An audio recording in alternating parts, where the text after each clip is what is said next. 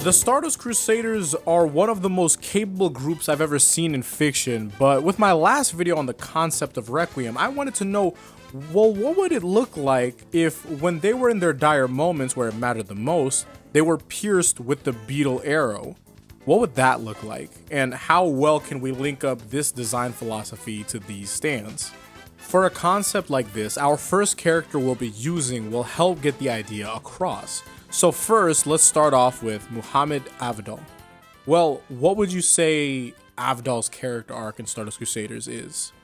Avdol tells us about how he had feared Dio and his power, but understood that he needed to be defeated. So his placement on the team is essentially him being a whole person for the most part, and he's someone of reason and strength.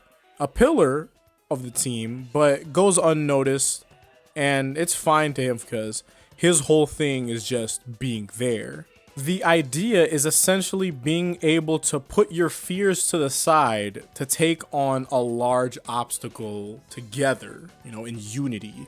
Now, we have to pull from his stand Magician's Red. Its power is pyrokinesis, the ability to generate and control fire.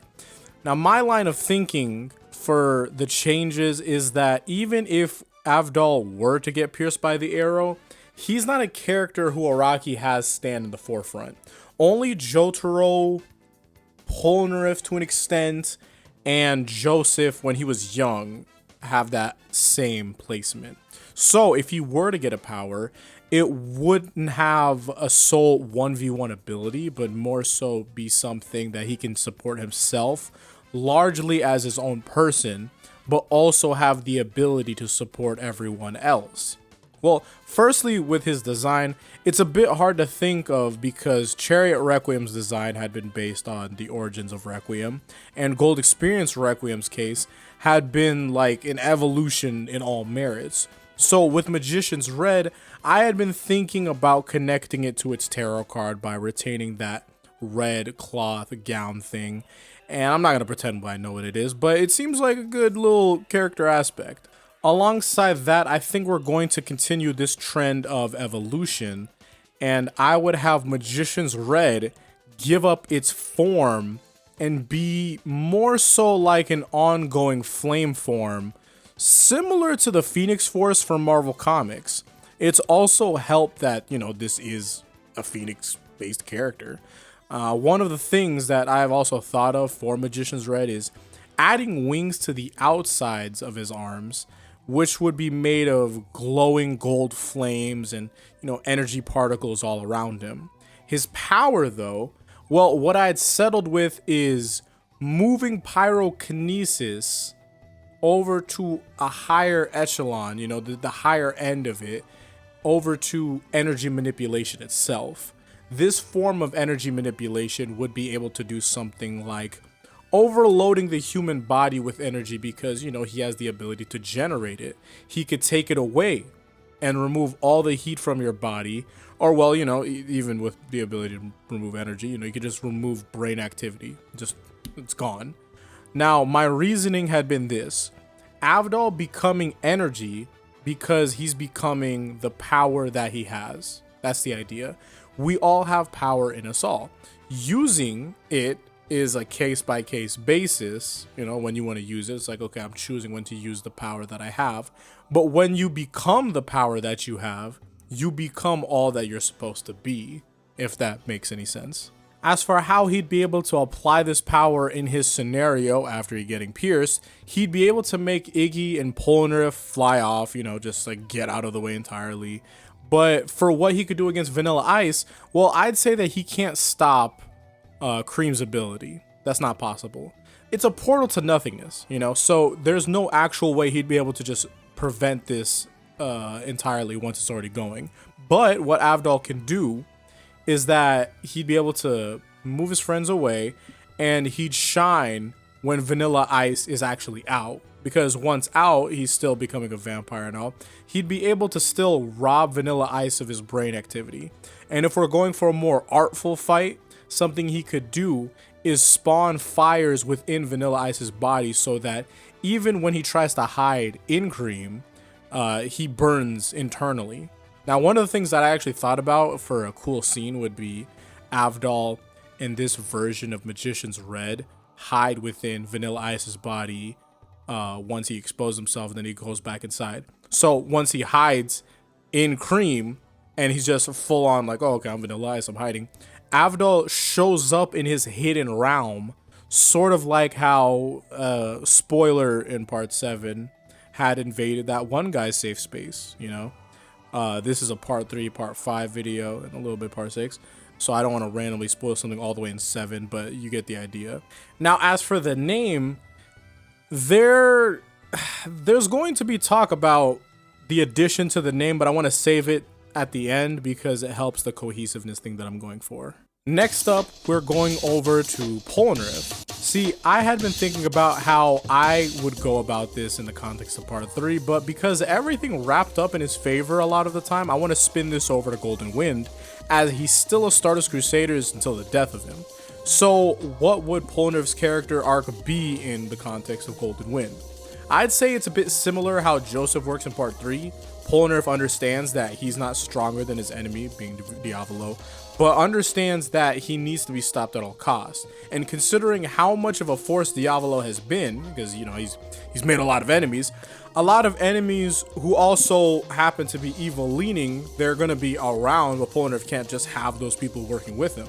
Polnareff has to empower the people on his side in the best way possible. We see what happens with Chariot Requiem's berserk form, but if Polnareff had been able to have his true power that reflected his strong will and resolve, well, how would that function? Well, Diavolo had beat out all of his enemies due to his powerful ability and immense strength. But Chariot Requiem had the ability to swap souls and all, so it makes me think, if he had the choice in swapping souls, how exactly could this have gone? Diavolo's soul being transferred would mean he still keeps King Crimson wherever he's sent, so maybe that wasn't the move, right? You can't just move Diavolo over to, you know, let's say Coco Jumbo, because like, yo, he still has his stance, so you still get beat out, and it'd be worse because like, oh, okay, I got beat out by the turtle. Maybe the most ideal situation is Polnareff being able to transfer his soul into a body that already has one.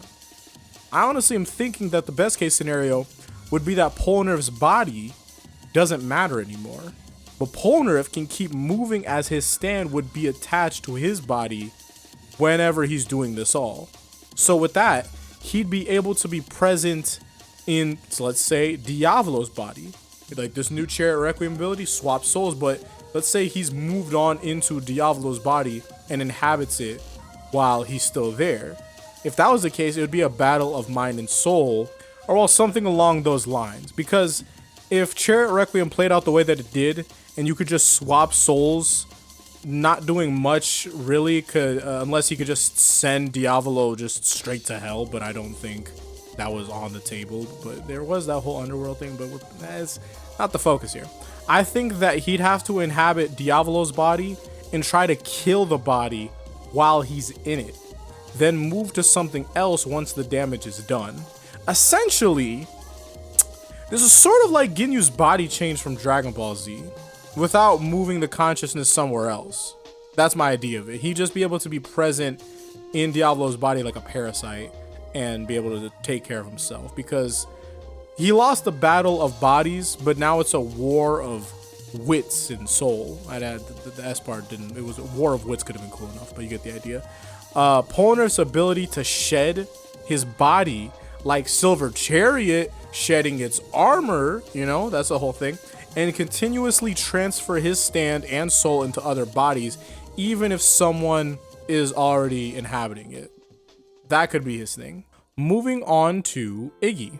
Now, Iggy's character arc won't tell you the most if you're not putting a good amount of consideration into his backstory. See, Iggy, as a powerful stand user dog who's quick on his feet, he lived a life of hedonism and selfishness for the most part, I'd say.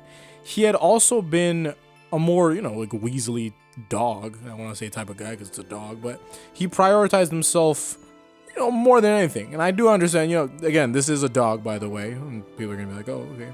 It's kind of weird to characterize it. Look, I understand that in normal cases, it's easy to pull this out of context. It's like, oh, characterizing an animal and all that. But Araki chooses to have him have human thoughts and all, and they're translated into human speak. After all of it, Iggy sees how many times the group goes out of their way to save each other when danger appears out of nowhere.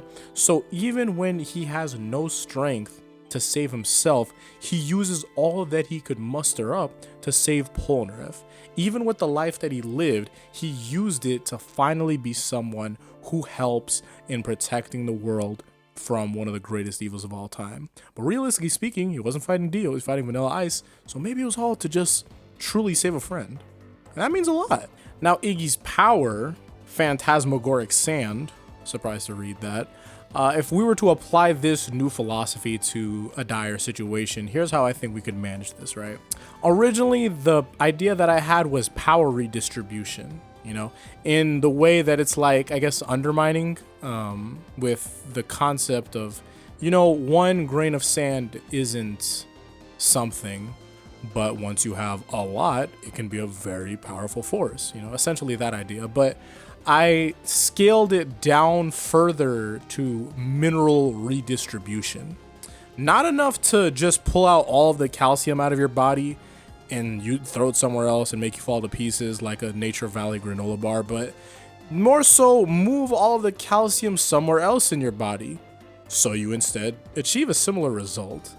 The reason for it is that I want to follow in line of how Iggy had dictated his life. And alongside that, I want to keep the, I guess, more so the symbol of sand going here. So he redirects power in the same way that the path of his life had been redirected.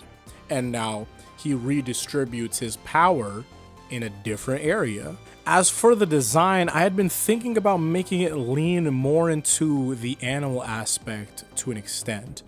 Now, foxes throughout history have had the idea of them being tricksters attached to their name for a very long amount of time, so forming the fool's face to be of like a fox in a sense, like just maybe a more canine-centric animal, but retaining, you know, the metal aspect, maybe attaching a face structure or the bones of a fox on top of the metal more so.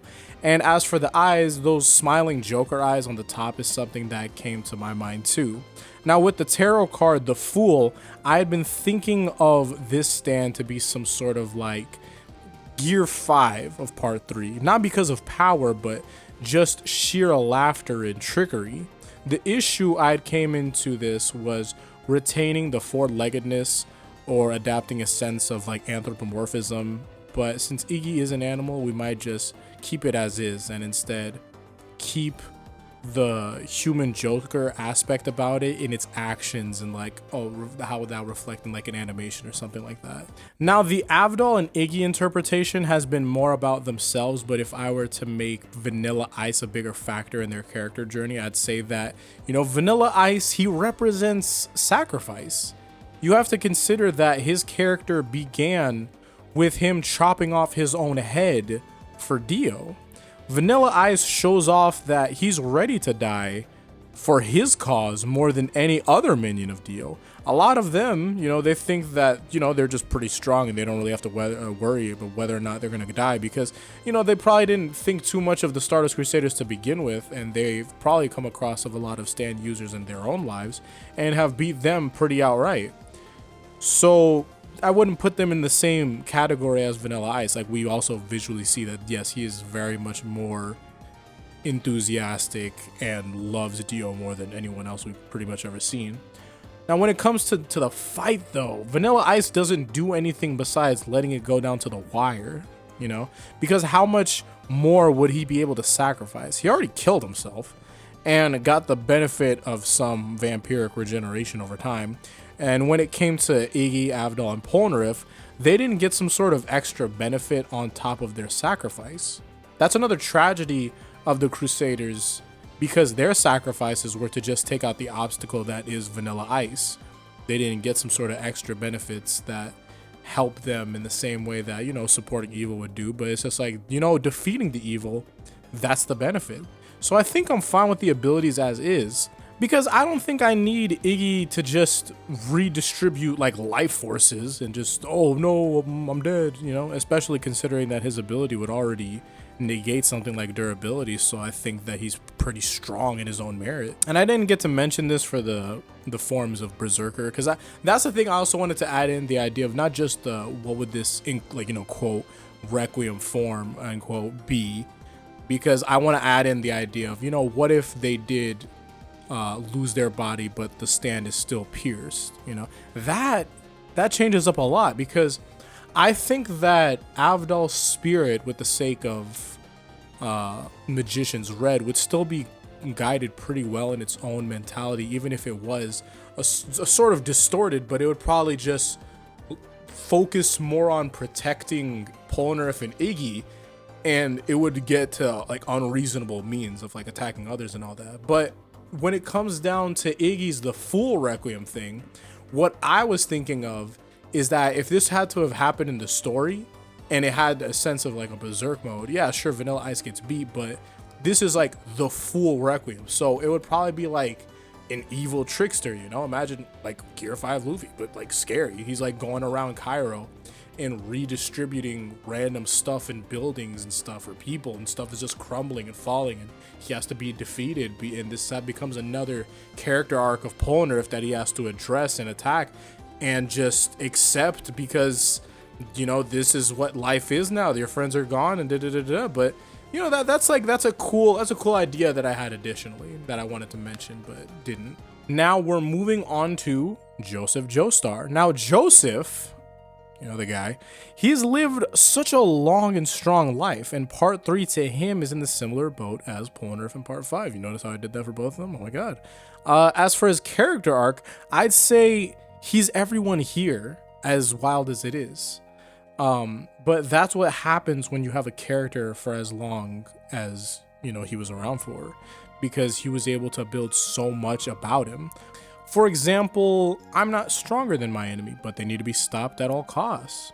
And, you know, being the guidance for those younger and helping take out a common foe. That's him with Avdol and Dio, but that's also like Polnareff with Diavolo too. There's also a certain someone in Stone Ocean who also had did this. And they're like, oh, okay, I'm losing. We need to pass this on to the youth and all that so that they can do it better than us. But that's a lot of what the Stardust Crusaders is about. You know, that's kind of like the whole thing. And then there's another point. I've lived a life of selfishness and hedonism. I've also been a Weasley guy who prioritized my life. His young Joseph phase kind of fell in line with Iggy, but like Iggy, when it came to people he loved or people coming into contact with evil, they both thought that someone had to be the one to help protect them. And it was those two characters, like it's Joseph and Iggy. They're like, okay, we have to be the ones to save others when no one else is there. So because of this, what would this mean for Joseph's abilities, considering he's a lot like the people around him? Well, let's play more into his tarot card and his abilities. Hermit Purple's main ability is divination. By using any object or material in conjunction with Hermit Purple, Joseph Joestar can display any information he wishes to see. But since Hermit Purple is connected to Hamon, and a better output or control of Hamon would lean more into the psychic powers of being able to, you know, like even see things into the future and all, I want to play back and go focus more on the stand and have it play more into telepathy and the divination area of Hermit Purple. Alongside that, we're going to use his tarot card, the Hermit. Now, the Hermit is a card of introspection and soul searching. So his new form, which is an evolution, should be of one of self-discovery and acting on his purpose. So since he's the one who is meant to pass on information and knowledge to others, we're going to make that the entire case. The ability, we can actually call it something, I thought of a cool little name, is, you know, the Hermit's Vision. It's power being able to absorb the knowledge and memories from someone and then send it to others, or absorb it, you know, for yourself. So for example, if it's Joseph with Jotaro, he could pull Dio's memories and of him learning the stand and all that, and he could go on to apply that to Jotaro's mind so he sees what he's working with, not knowing that, you know, Jotaro has the potential to stop time, but more so just telling him like, yo, the whole shebang, like this guy stops time, you gotta see what the hell we're working with, you know. And if Jotaro ever wanted to know about what happened to Kakyoin, Joseph has the ability to take what he saw and copy it into Jotaro's mind. But, you know, if it did end up, you know, plaguing him, like it's just like a terrible memory, Joseph doesn't have the ability to remove the memory. All he can do is copy memories and knowledge to other places, but he can't delete it once it's there. It's like an email, I guess. It's up to that person to, you know, forget it. Also, one thing that I thought about that he could be able to do, he could double up, you know? He could double up if need be. So, for example, with Dio, he can make him experience his entire life, like, again through these flashbacks and all. I'm just not sure about on the timing, you know, of like how fast can this be possible and how fast he can act and all that. Because, you know, if I made it into like an instant, then I've essentially made Joseph stand into Satoru Gojo's domain expansion Infinite Void. That doesn't sound that bad, but it seems pretty wild for even this, you know, like this Beetle Arrow Requiem stand type deal. But it would be really funny. And also, Gold Experience would seem still more broken compared. So I guess we're working with a good amount. As for the design, I love the idea that Hermit Purple, you know, actually turns into a real hermit covered in these purple thorns, and the, like, you know, the robe itself is the thorns too, but you can't see its face. But, you know, what would be a cool thing, once the power is being used on, you know, whoever it is, they see the face of whoever's information that they're getting. So in the case of Dio, he'd look at the hermit, and under the cloth, he'd end up seeing himself. Ooh, you know, sort of like the first fight between Bruno and Diavolo. I think Dio experiences life again. You know, there would probably, I don't know, I feel like he might experience ego death, like to an extent at least, right? Because that, all of that, and let's say if it's like we add in the 100 years of being underwater, you can't tell me he wouldn't like lose his mind in an instant. Because I don't think you can look at all of that's happened and still feel great about yourself too, considering how many times just things didn't go in his favor. You know, he lost a lot and he just kept losing. So he can't do anything about Dio stopping time, unfortunately, but he can do his job really well. And I'd say that matters the most, considering that this stand isn't necessarily meant for battle.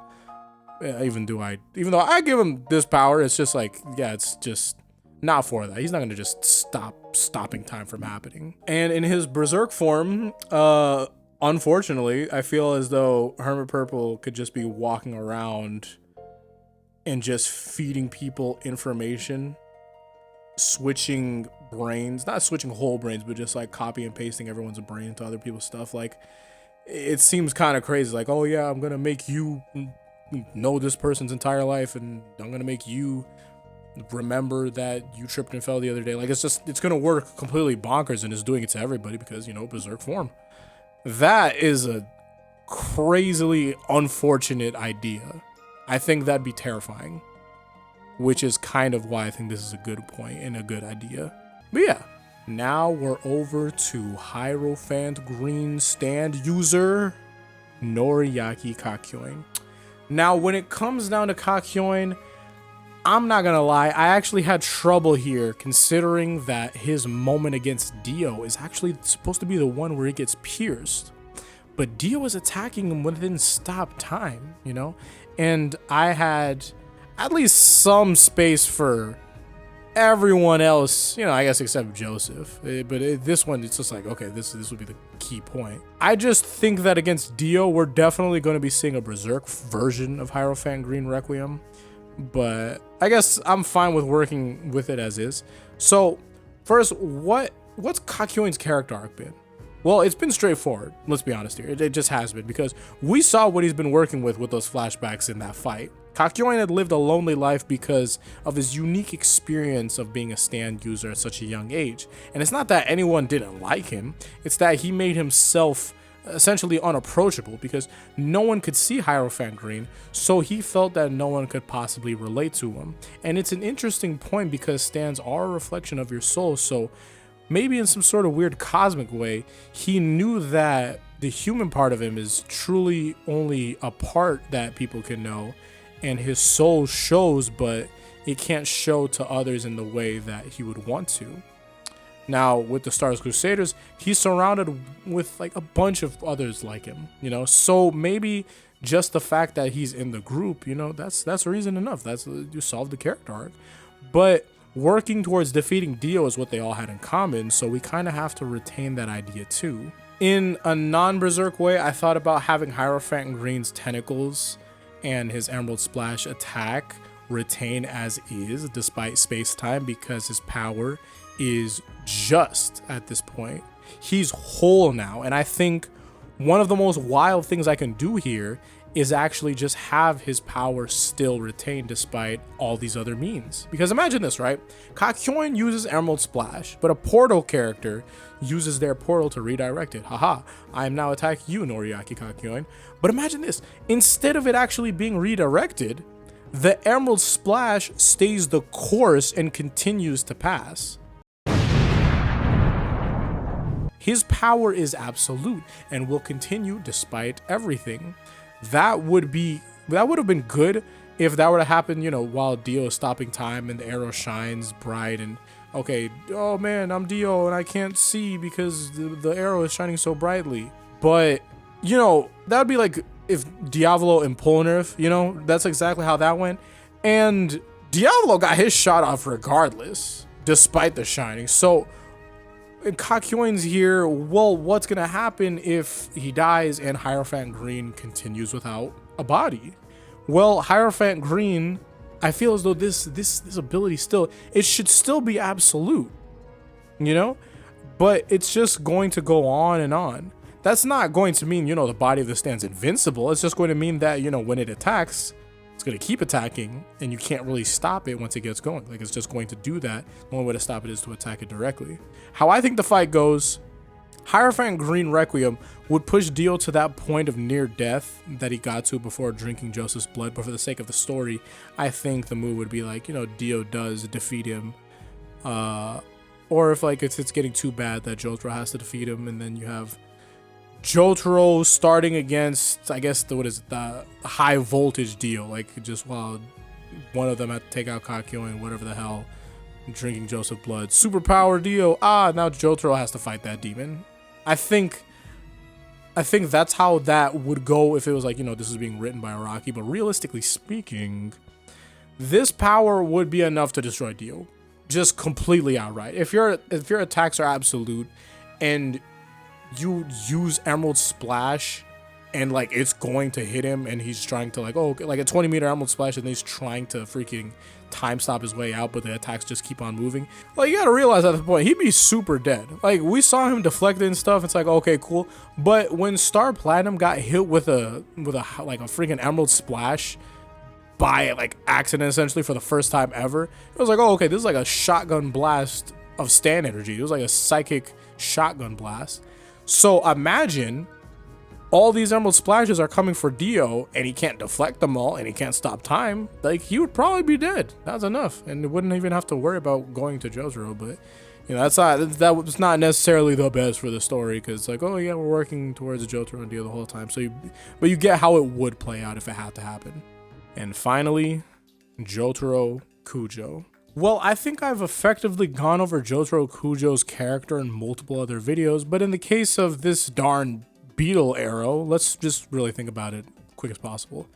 Throughout the many journeys of Jotaro Kujo, he has had the power to help others with his strength, but there was no way that this was going to sustain forever. Powerful men will eventually fall in all regards, no matter what side they stand on. Time has always won. It's undefeatable. It's like 100% win rate. Because, you know, even if time can't defeat the man, time will create the tools to do so. And he knew this when he gave that arrow fragment to his daughter, Jolene Kujo. Because the greatest thing someone can do when they have power is give power to others so that they can help themselves keep it all going. He gave her the power to do what she needs to do for herself and others. And I think that in the simplest way possible, that should be what he's capable of doing. Setting the scene, he has the beetle arrow on him. Pucci puts him in dire straits. Maiden Heaven's going on. Jotaro must choose between Jolene and Pucci. But that moment is where it clicks. Jotaro is pierced by the arrow. He moves Jolene out of the way. But Pucci mocks him once again. He chose wrong. But once he goes to go attempt slashing Jotaro, he can't. And you pan over to Jolene. Behind her, an entirely different figure. And that's when she says it.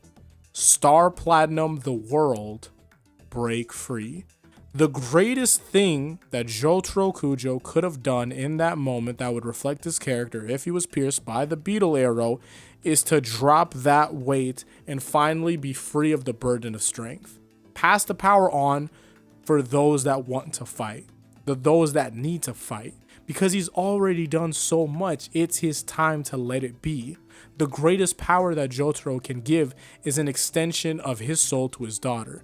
This new ability allows Jotaro to sacrifice a portion of his stand so that for an unallotted amount of time, Jolene Kujo would have 2 stands. Her own, being stone free, and then Star Platinum, the world.